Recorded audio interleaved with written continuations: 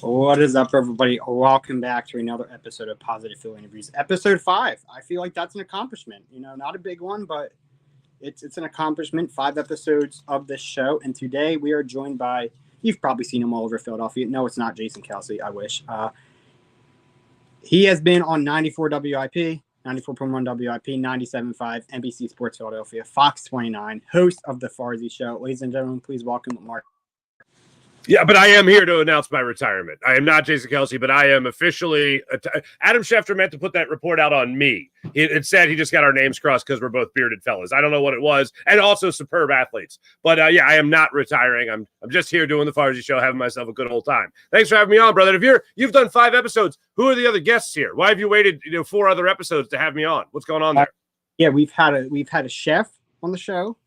We've had a country music singer on the show, and we've had a wrestler on the show. Who was the 4th? Oh, okay. I'm not any of those things. So, all right, man, it's my pleasure. I'm trying to think who else. I forget. Maybe this is 5, I believe. But with that being said, I'm still depressed, man. I'm still depressed about this team. I don't know. We don't even have to talk about it. I have a set of questions that I'm going to ask you, and let's just get right into it. It's fair enough. Fire away, Mike. How did you get to where you are in the broadcasting industry? How did you get to where you are today in the broadcasting industry?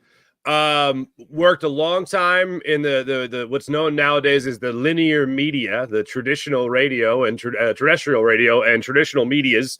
Was at WIP, as you mentioned. It was at 97.5, and then just after COVID, I was granted free agency, as I like to say, from 97.5 to Fanatic, and I started the digital network. I would talk to my agent, and he's like, look, the way everything's going is you have to own your own content. You've been doing kind of something that's becoming a little bit outdated in a lot of markets, and you got to own your own content. So that's where we came up with the Farzy Show, and it has been awesome. I used to host a show at NBC Sports Philadelphia called the 700 Level Show. John Gonzalez, former writer there at NBC Sports Philadelphia, before it was known as Comcast Sportsnet, he hosted the show. He then left the show, and I took over, and I had so much fun doing that show. It was a great group of people that I worked with. It was great content. The subject matter was fun, and I just decided if I could combine radio, what I love doing in the radio world, and what I love doing on that show, I would have a lot of fun. So I do the hour Farzy Show every morning. We record the podcast and YouTube show live at 6 a.m. Then it's available throughout the day, just like every other digital media. And it has just been a blast being able to open the show by venting about whatever frustrates me, praising whatever I think needs praising, being able to let you hear from the athletes themselves. Played a lot of Jason Kelsey today over the years, some of my favorite quotes from him.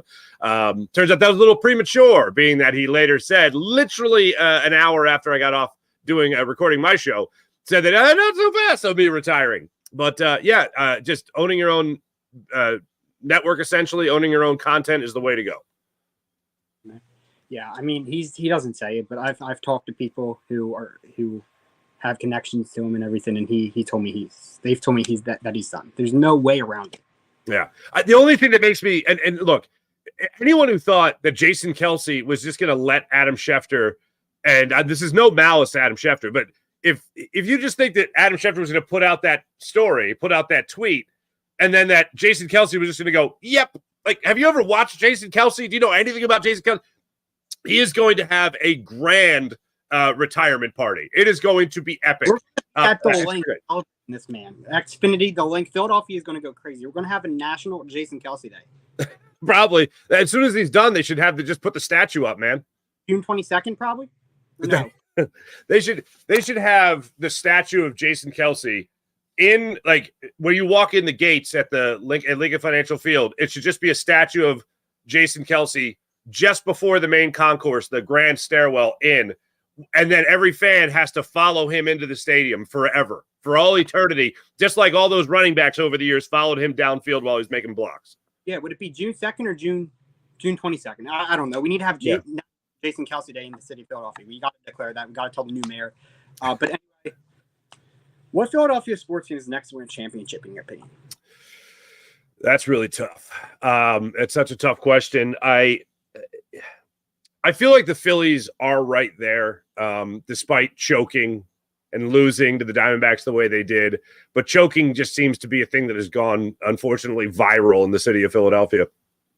With our sports teams, they get to the great stage and then they've lost. And the Union obviously did it too. Although I hate when people do that because they never talk about the Union enough. They only talk about it when they lose and to pile on Philadelphia being terrible. Yeah, but I look at the Phillies, the Sixers. I still think they're missing pieces. I absolutely love Joel Embiid and Tyrese Maxey, and I wanted Nick Nurse. I was surprised they got Nick Nurse, but they got Nick Nurse. I feel like every team that we have. Even the Flyers are playing really well. I mean, they've beat the 4 best teams in the NHL. They're 4-0 against them. It's incredible to think about that, but they are. If I had to say who's closest, I would say the Phillies. The Eagles, though, I still believe they have a quarterback in Jalen Hurts. I think they need a new head coach. I think they need a new philosophy in that building at the NovaCare complex. I don't think they're going to hire anyone that's going to make that change, unfortunately. So I'm going to go with the Phillies as the team that'll be that's closest right now to winning that championship. Okay. Next year, 2024 NLCS, Phillies versus Dodgers. The Dodgers are going to choke. That's just what they do, right? You put on that Dodger blue, man. That's what you do.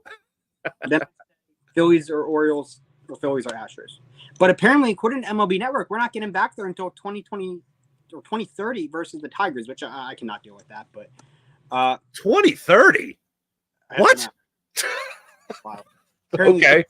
The Braves over the Orioles, so I'm like, yeah, go kick rocks. Like, yeah. Here's the only real way to answer that question. I don't talking about the next team to win a championship. It really is a crapshoot, and I hate to say that, but if you're talking about who's closest right now, I would say that the Phillies are the closest.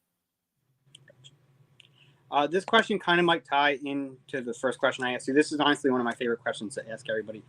What advice would you give to your younger self for someone like me pursuing the dream? So I'll say younger self or someone like you, you're doing what I tell everyone and what I've told everyone for a long time. And I piggyback it off something I stole from the great Beasley Reese, who was at CBS for a long time right here in Philadelphia. And we did a Q&A together. I forget what school it was. I feel like a jerk, but I forget what school it was. And Beasley Reese, me, and a couple other people, Enrico Campitelli, who started the 700level.com. He was asked the same question, Beasley Reese, and he said, start a website. Start a website. This was maybe 13, 14 years ago. He said, start a website. What I say about that is, yes, definitely do that, but also start your own digital network. When I grew up, it was you were on WIP, you were on NBC Sports Philly, or excuse me, Comcast Metrophone Sportsnet, or you were on you wrote for the Inquirer. Like those were the jobs, and it's still in a lot of people's heads that those are the jobs. But nowadays, you don't need someone else to tell you that you're a host. You are a host. You host. You have this show. You're a host. That's how it works now. You have to own your own network. You have to own your own content. Get on every social media platform that there is, and with the exception of maybe OnlyFans. But I heard a lot of people are making money there. And just go out there and do exactly what you want to do. I have a younger cousin who wants to get in the same business, and I told him the same thing. He hasn't done any of it. But I said, dude, you got to have your own social media platform. If a game happens, a trade happens, something happens in the sports world, give your reaction to it right then and there. Because this isn't like back in the day, you waited for the newspaper to come out to really learn what happened. Now it's instantaneous. Now you could do the reaction show seconds after the action happened. Nick Nurse got hired by the Sixers. Boom, I did a show right away. It wasn't, wait for my time slot. It was, boom, do a show right now. So what I tell everyone is, if you can start a website, if you're apt to writing, if you like writing, start a website, blog it, all that fun stuff. If you don't have social media, you got to get your social media, your Instagram, your TikTok, obviously, which is an algorithm on steroids. Get on all of it and make sure you're putting yourself out there so that you are accessible to people that want to consume the content that you're willing to offer. Right. Now, when you say digital networking, do you mean like me creating my own sports network? Correct. Or about joining like another sports network? You can do that. I mean, I did that too. I'm lucky enough to have my Farzy show and tape live every morning at 6. And then it also goes out on the Farzy show YouTube channel, but then it also goes out to Jacob Sports, which is where I do a lot of Eagles coverage during the season. So they picked up my show to put on their network, which has been great. It's a large subscriber base. Views have been way up since we went on there, obviously. But yeah, when you own your own content, you do whatever the hell you damn well please. And I was able to maintain ownership of my content. So yeah, I do whatever I please. I'm trying to think. I'm trying to make enough money, get enough money to get trademarks and everything like that. So sure, yeah, no, you got it. Yeah, you could do that. Yeah, start shoveling driveways if you got to. The sites cost money. They can. You could do cheaper versions of it. But yeah, they do. They can. If you wanted to put, I know you could put 5,000 into it. You could put next to nothing into it. You can put 10,000 into it. Depends on what you want to do. It depends if you want to have, photos, you want to be able to blog, you want to be able to update stories and all that stuff.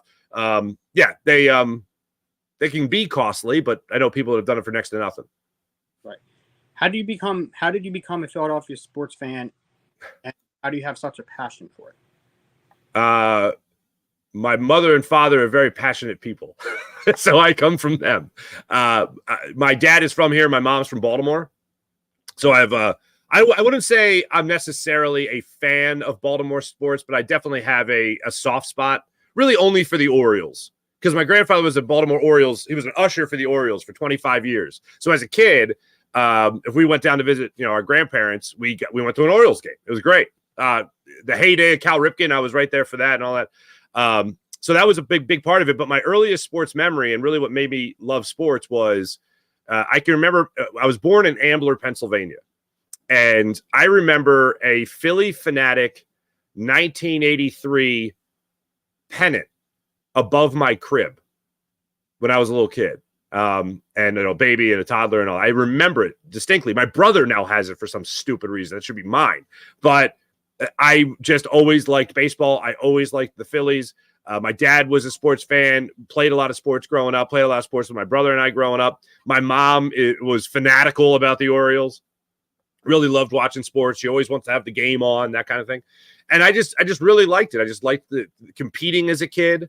I looked up to all the athletes and loved when they would come out in the community and do things, which is a big part of Philadelphia, obviously. And I fell in love with the competitive nature and really the community behind it, because there's so many things that, can rub people the wrong way. But I always loved, if I was at a bar or a restaurant or a deli or even in school as a kid, if you didn't know one kid, but he had a Phillies jacket on, you knew you had something to talk about. And I just love that idea of sports. I love that. And those are the closest things we get to, real life superhumans. You know what I mean?